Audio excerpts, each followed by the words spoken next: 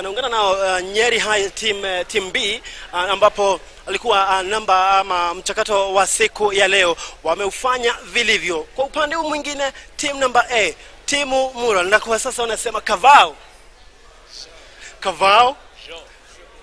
Sawa kabisa. Na ningetaka tuingie moja kwa moja katika siku ya leo. Mchakato mzima tumeona ambapo mmeweza kufanya vilivyo, na nikianza na Nyeri High B ambapo walikuwa na mjadala wa talent development negatively affect academic performance.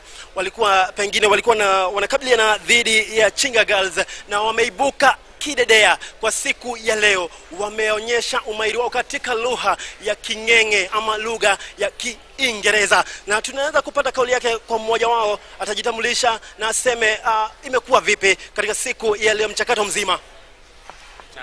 I bet to use English. My name is Alex Madenge from the Nyeri High School, and today we were firmly opposing the motion that states talent development affects skills, affects academic performance negatively.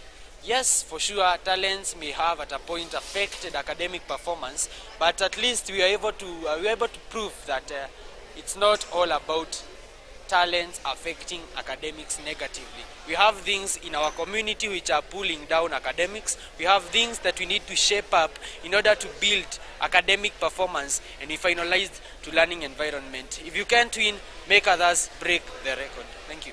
Maybe you can just tell us a bit.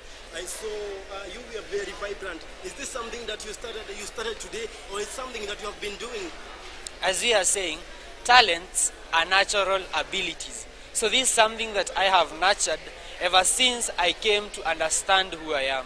So it is not determined by the conditions that I am facing right now, but it has been propelled by the fact that I've been having good mentors, and I myself from within. You see, a kingdom is developed from within, not from without. And that is how I am able to elevate my standard as a debater. Thank you very much. Yeah. Maybe we can just have a chat with the second person here, and maybe you can just introduce yourself, tell us your name, and how was the experience on the stage? I am Alvin Wanjohi, and the experience at the stage was quite good. It was good to see an audience that you can relate with as young people, to discuss an upcoming matter that we tend to go through a lot of times. You find in class you're told about the talents negatively affecting you, so it was good to stand there and actually feel that you're impacting people of your age, people who get what you're talking about.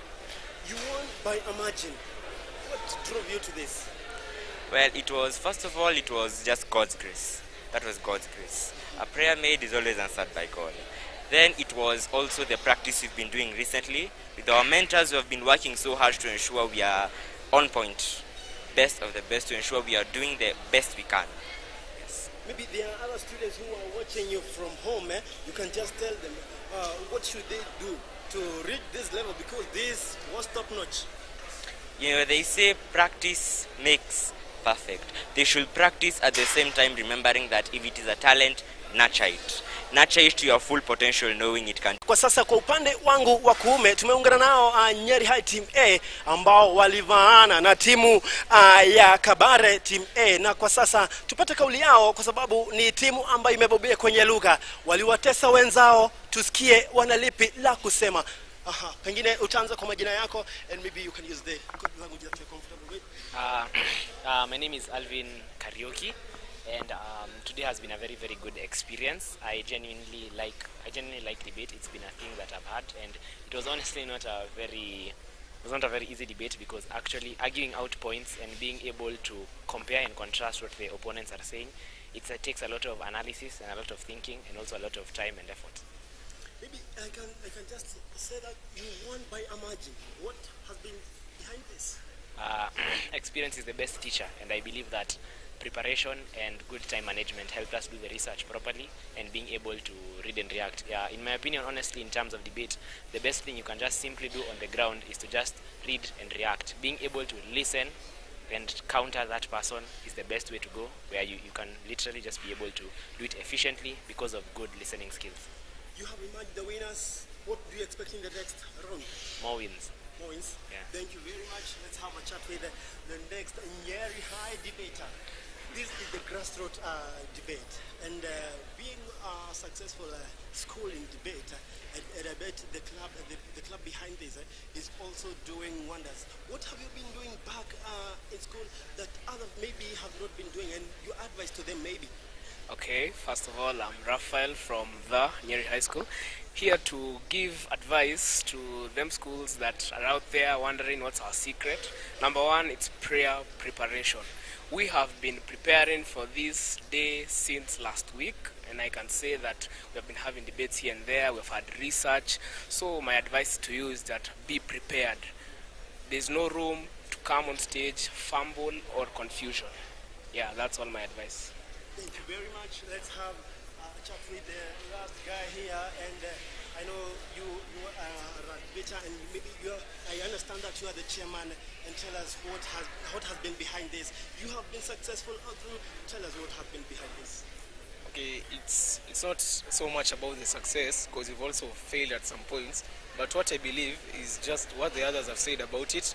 Proper prior preparation prevents poor performance. So yeah, we've been practicing it, we've been keeping all our hard work in it, we've exchanged terms, we've brainstormed, and finally gathered the motions, and I think these are the bitter fruits, and we are now eating the sweet ones.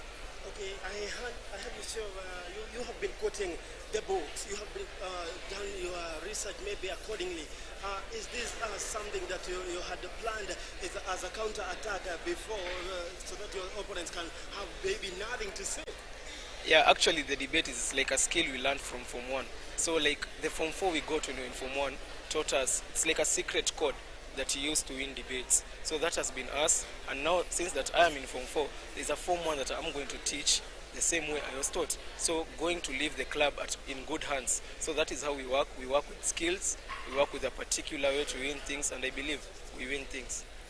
Thank you very much. You're All the welcome. best in your next round. Thank you. Na hao wamekuwa ni wana Nyeri High, shule ya upili ya Nyeri High. Na tumeona kwamba wameweza kuibuka kidedea kwa siku ya leo. Pengine kwa mchakato ambao unafuata semi finali, je, wataimbuka kidedea? Nikiripotia runinga ya GTN TV, nikirudishia Bwana Makomi, jina langu ni Victor Gadhombe. Bila shaka mdahalo mchakacho mzuri sana kutoka mwenzangu Victor Kadhombe, lakini kabla tuendelee, lazima unaweza kutuatambua, unaozidi kusema nasi kwenye mtandao wa kijamii, unaweza kupata arafa zenu zinazidi kumiminika kadri tunapozidi kuendelea na shughuli hii, shughuli pefu mchakacho wenye siha aina yake. Kate Kiruto unasema unatazamia kwa upande wa Mombasa. Keep up the good work GTN TV, home of gifted talents. I'm watching live from there town. Naitwa Francis Mukua. Anakuona Margaret Mureithi unasema watching from Nairobi. Asante Bremo Ngonjiro unasema BG Kabare BG Kabare at high speed. Asante sana. Tuned good contest. Say hello to Alfios Wachira Mwangi from One Pola. From One Pola kuna anaitwa Lady Mwangi. Asante sana. Tornado unasema GTN TV much appreciated. Great work from our young ones. Asante sana Joseph Kimemi. Awamu ya nusu finali bila shaka yote, labda utuambie nyinyi mtakuwa mkichekecha dhini ya nani, kisha mada ambayo mweza kupewa ya mjadala ama midahalo itakuwa ni upi? Thank you. We have been able to proceed to compete against BG Gandu girls. For the motion, TVET courses have helped in eradication of poverty in developing countries. Asante sana. Labda swali la mwisho kabisa, labda tutarajie nini kutoka kwa nyinyi wale wasichana wa shule ya upili ya Kambare? Manake tumeona kwamba umebobea sana, ruha yenu inapendeza kusema kweli, na nyinyi mlikuwa mjitayarisha vizuri sana kuweza kuja kwenye mdahalo huu. Kwa hivyo tutarajie nini mtakapoweza kuingia kwenye aida nusu finali? Let's just expect the unexpected and hope for the best. Asante sana. Bila shaka niongee na mwingine hapa ambaye vile vile mmoja kati ya majamaa ambao wako hapa kwenye kikundi hiki acha shule ya upili ya Kambare. Utuambie jina yako kisha tuambie kufikia sasa labda mjadala umekuwa vipi? Kwa majina inaitwa Michelle Njanja, na kwa mjadala huu umekuwa mzuri. Unapotangamana na madebaters wengine unaona kwamba wana kipawa kubwa sana, na kwa kwamba tunapoendelea na mjadala huu natarajia kwamba tutashinda kikombe, na ili tuweze kufanya hivyo lazima tujithaminie, lazima tujitahidi na lazima tujipange. Asante sana. Bila shaka mwingine hapa ambaye ni watatu na ambaye vile vile ametoka kwenye shule hii ya Kambare, labda utuambie jina yako kisha tuambie kufikia sasa mjadala umekuwa vipi, labda ni shule gani ambayo mliweza kupatana nao mkasikia labda wamewapeleka Tisanunge? I'm Kagwe Marion from Kabare Girls High School. So debate imekuwa sawa, debate imekuwa vizuri, but there are few challenges of course here and there. Unakuja unapatana kuna wengine wanajua zaidi kuliko. But also as the chairlady for debate Kabare, I would like to say this motion tulipewa on a short notice. So I'm actually proud of our members. The fact that they are able to get anything above 70%, I'm just proud of them. Yes. Kongole, mna labda tutarajia nini kutoka kwenu kwenye wafu ama awamu hii ya nusu finali? Just expect nothing but the best, and also may the best debater win. But I know my girls, I know them that they are ready. This motion, we have it. Yeah.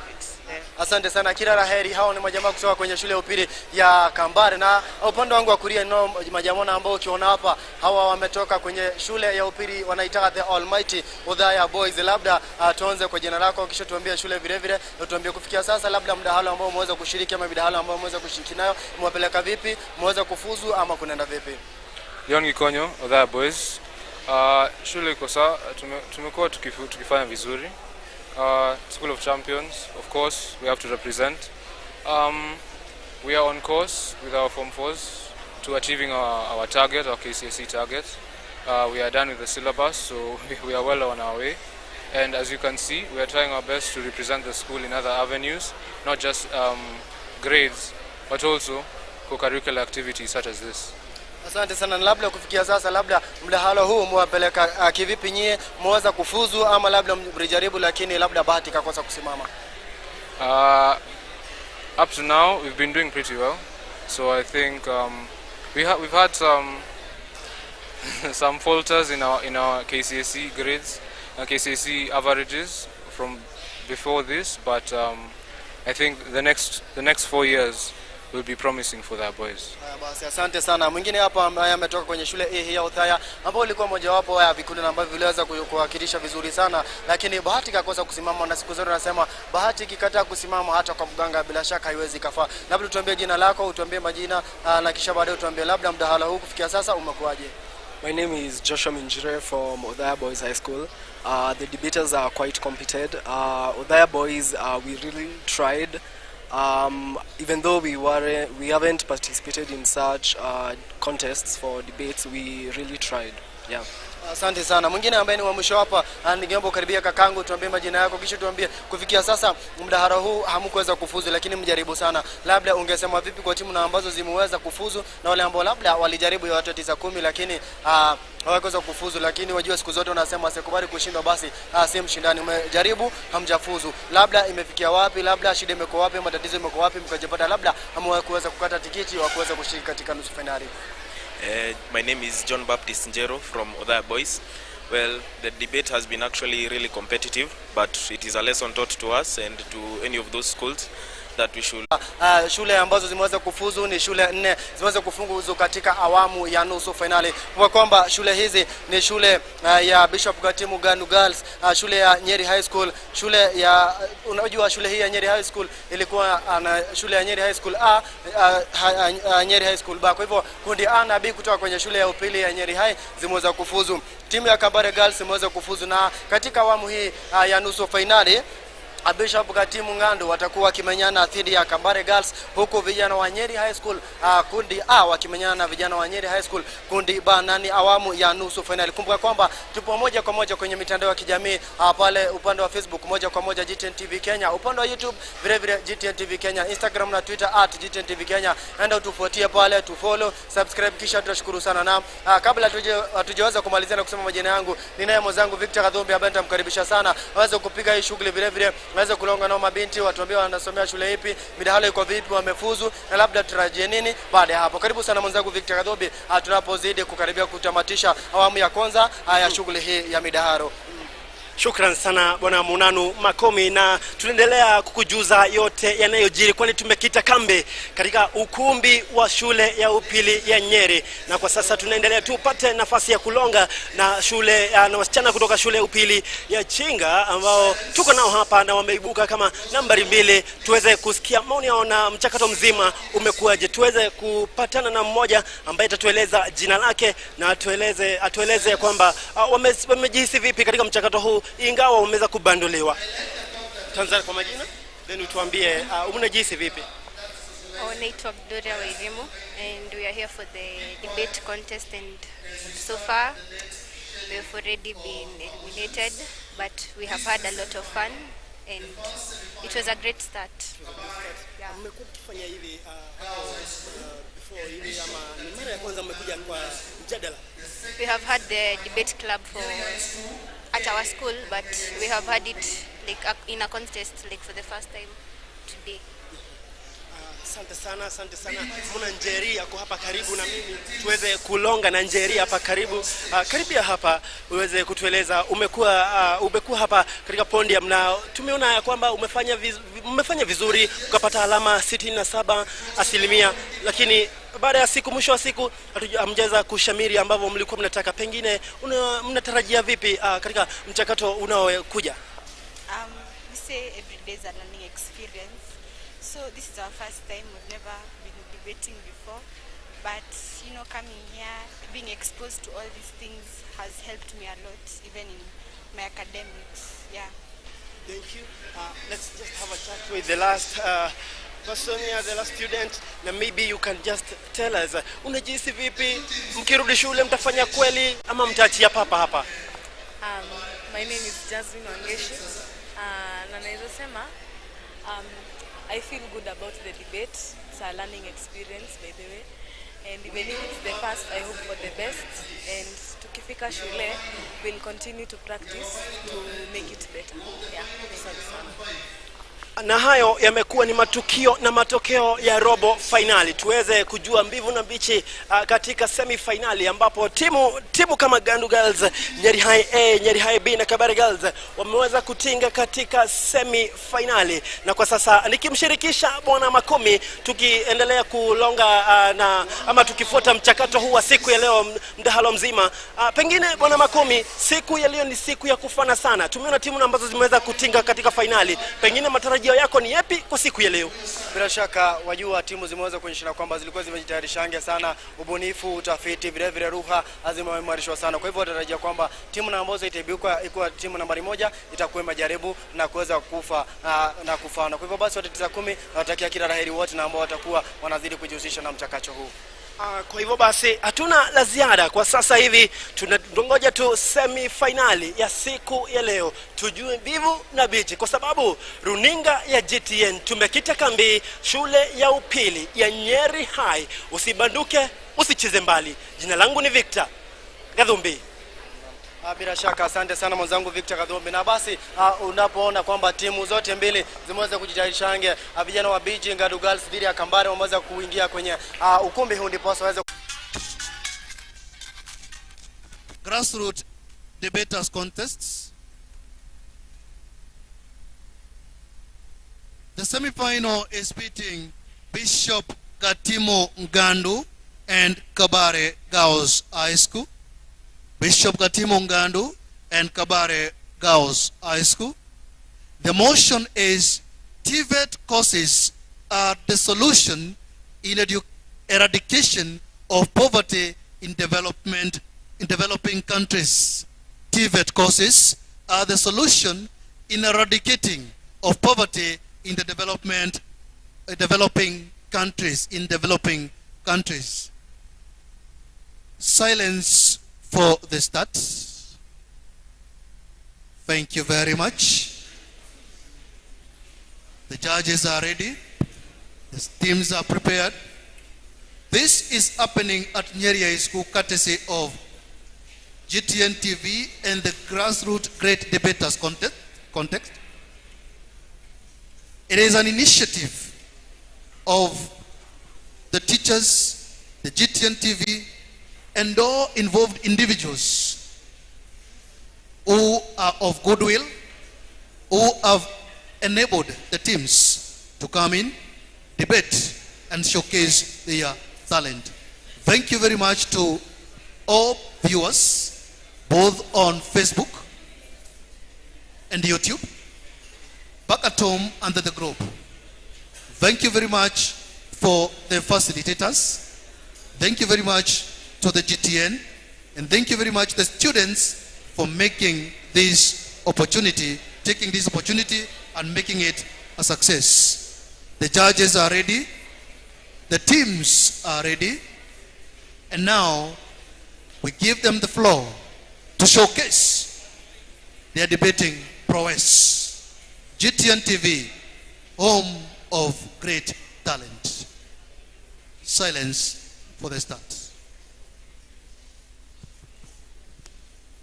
Ladies and gentlemen, welcome back to the Grassroot Debators contest. We are now at the semi-finals, and on the first motion, we have TVET-based courses are the solution to eradication of poverty in developed countries. On the proposing side, we have Bishop Gatimo Gadu Girls High School.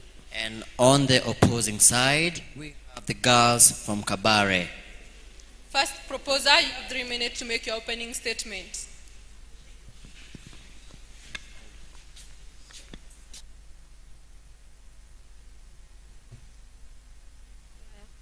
Mic testing 1,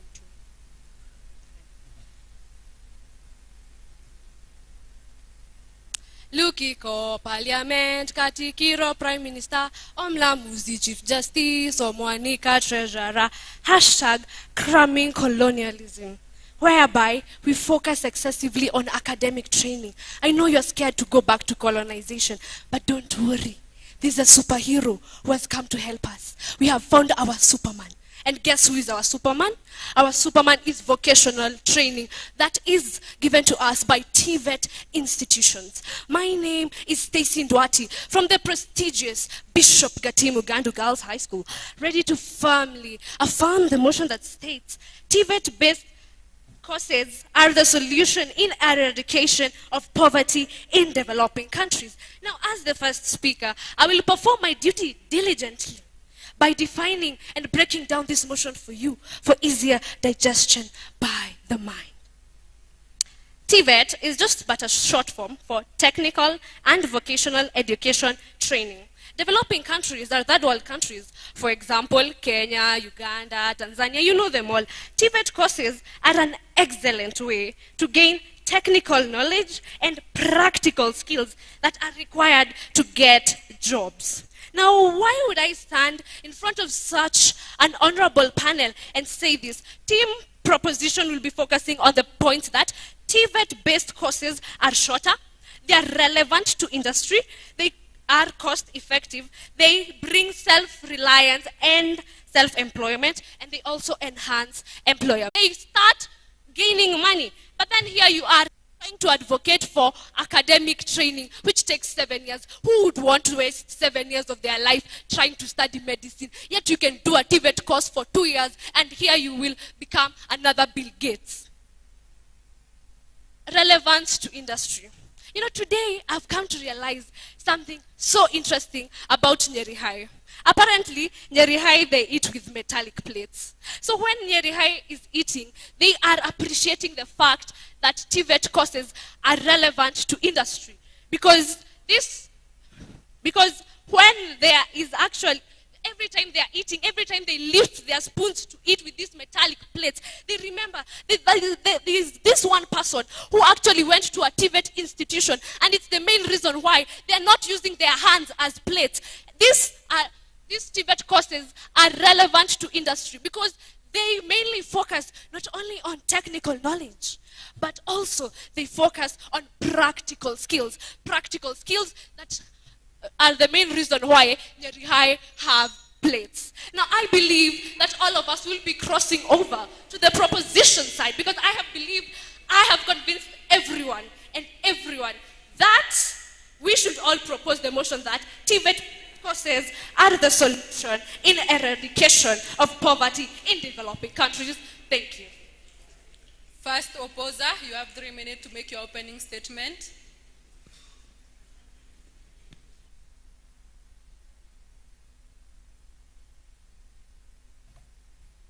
Omwati Angela, Kabare Girls, yet again in the lion's mouth, to oppose and strongly oppose the motion that states TVET-based courses are the solution in eradication of poverty in developing countries.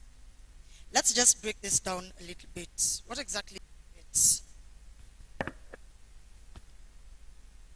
TVET is an acronym that spells out technical and vocational education and training.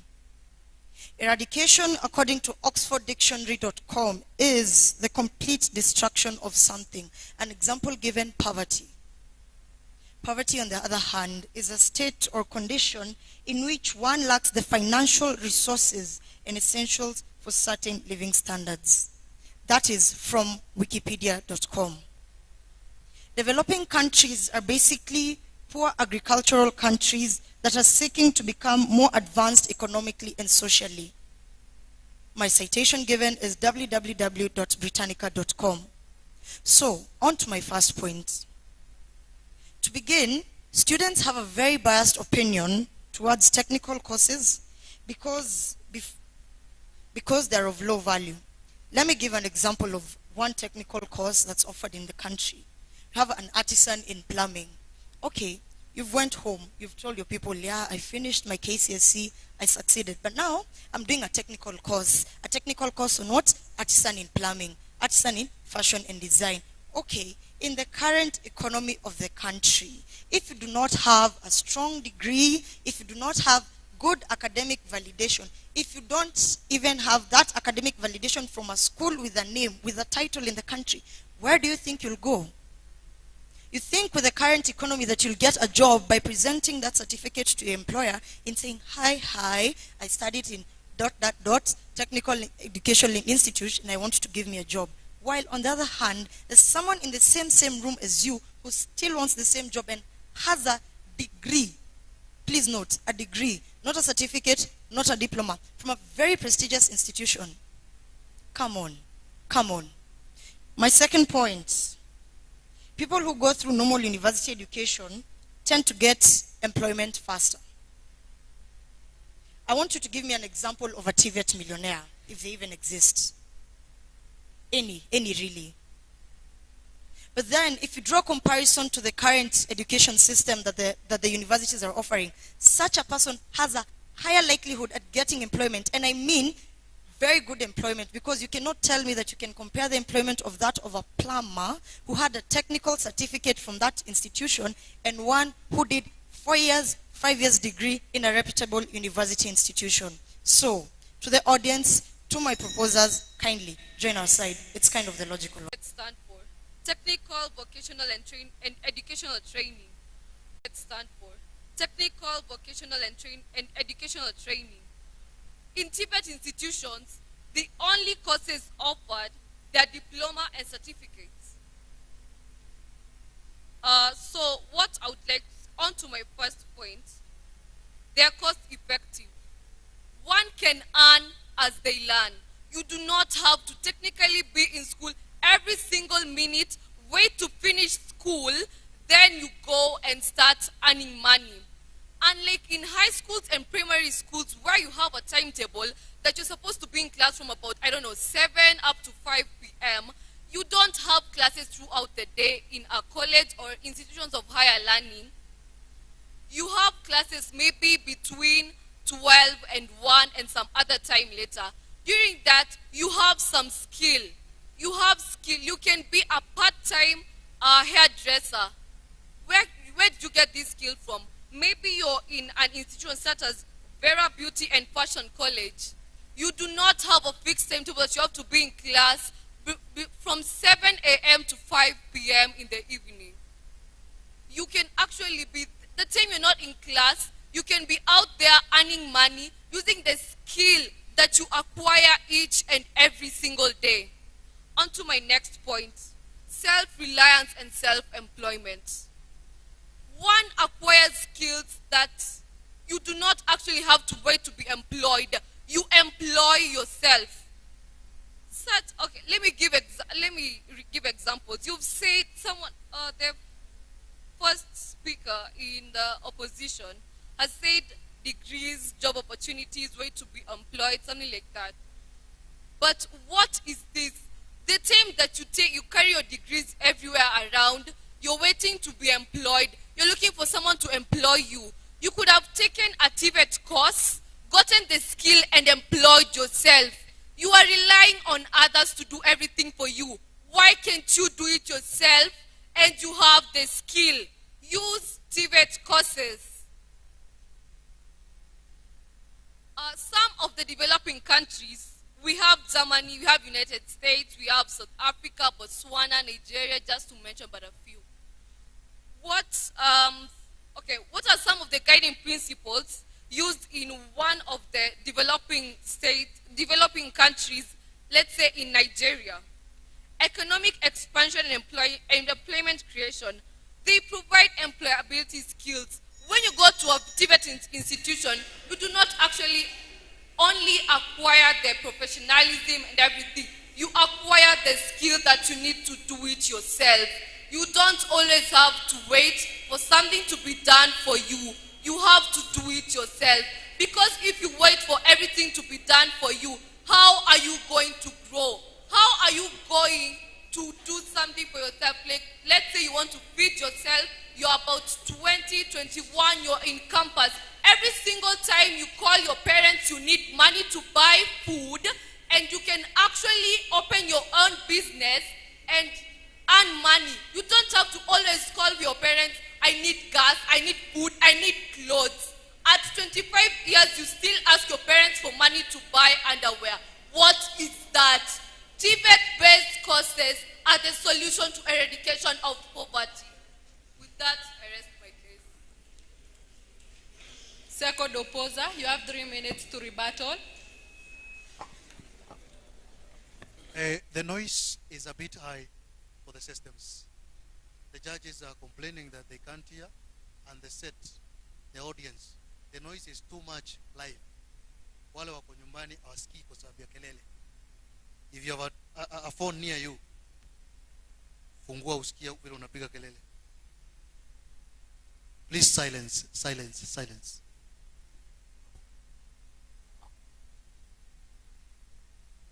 Before I begin to give my main point, let me first ask a few questions to the proposers. Who ever told you when you immediately get out of TVET, you'll get a job? Where is it written that you get out of TVET, you get a job? Where? Please, did TVET. There are people who are in the universities, but are still waitering. Do you really need to go to TVET to learn how to waiter? That is a skill learned naturally. You don't really need to go and perfect it within 6 months only to get a certificate and then get employed, which is not actually true. So, first on to my first point.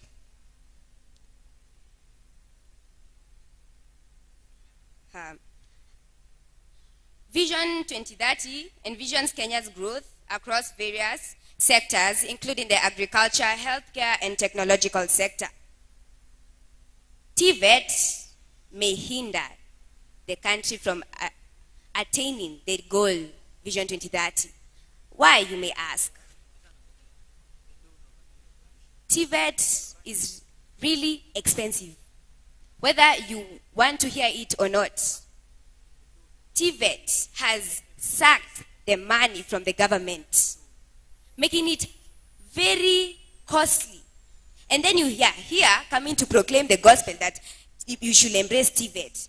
The money that is used in TVET could have been easily used to improve the security sector along the Somali-Kenya border. It can be used anywhere else. It really doesn't have to be used in TVET. Really? TVET is not the only option to eradicate poverty in developing countries. And mind you, USA is not a developing country. It is a developed country. Another point. You can address digital transformation. The moment you get digital transformation in this country, we don't really need TVET. We really don't. Why? That when you improve the digital platform, you create jobs for people, which will make them earn a living, which will easily will eradicate poverty in developing countries. You really don't need to go to school for 6 months in order to eradicate poverty. Just improve on the simple things without wasting money on 6 months. 6 months that will earn you a certificate on very minute courses. You don't see medicine in TVET. You see plumbing in TVET though. You don't see medicine. Ask yourself why. Seraphine Macharia, the Kabare Girls. Student outside, please, you're making a lot of noise. We've come to the questioning forum. We invite the audience to make a question each. 2 questions. For the proposing side and the opposing side. We start with Nyeri High School, then BG Gandu. My name is Vincent, and my question goes to the opposers. Now you're saying that TVET courses are not the solution to eradicating poverty. Now, what is the solution if it's not TVET? BG Gandu.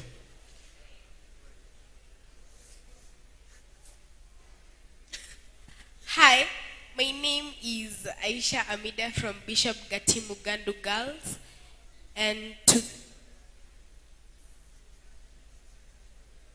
to the opposers, the first opposers said that we are still a developing country simply because our backbone is agriculture, yet we see that China, a first world country, is among the biggest consumers, producers, and importers of food, which is an agricultural product. What is your view on that?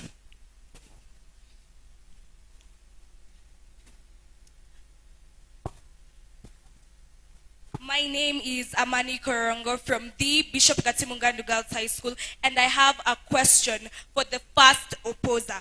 You stated the point that when an employer is looking for a job, they'd rather have the one who has a degree rather than a certificate. Now, I want to pose to you, why is one who has a certificate and another with a degree applying for the same job?